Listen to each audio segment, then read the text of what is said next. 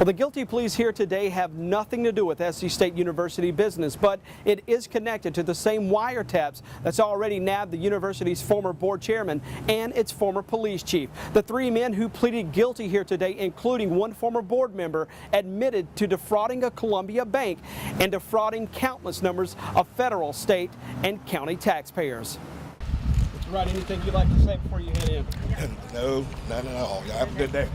Former SC State University trustee Lance Wright was the first inside the federal courthouse today, set to plead guilty to a conspiracy charge and a bank fraud charge. Wright admitted he and two other men took out a construction loan from a Columbia bank, then used that money for everything else except construction. The other men, Philip Mims and Robert Williams. Prosecutors say all three are now working with prosecutors.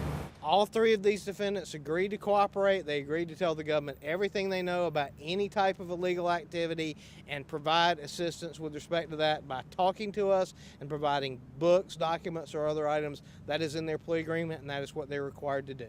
Prosecutors say former trustee Lancelot Wright started working with the FBI in 2009, the same time he served on the board at SC State. Wright admitted he was also part of a kickback scheme in a diaper company based out of Marion County. Prosecutors say Wright and his co-defendants all sent Marion County fake invoices, and the county paid them. It was $80,000 altogether. Wright and Williams got $10,000. The men also admitted to cutting themselves checks from a grant through the Columbia Housing Authority on a project called the Village at River's Edge.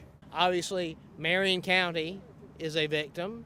The Columbia Housing Authority and the federal government, which loaned the Columbia Housing Authority money, is also a victim. And given that it's governmental funds, the citizens of Marion County, the citizens of the federal government, and the citizens who were served by the Columbia Housing Authority could also be characterized as victims. None of the men charged in this case were talking when they left court. Anything you'd like to say about this guilty plea?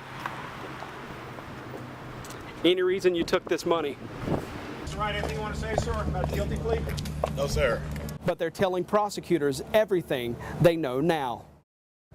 All three men are free on a $10,000 PR bond tonight. All three face maximum sentences of up to 30 years in prison and $1 million in fines. From the federal courthouse in Charleston, Jody Barr, WIS News 10.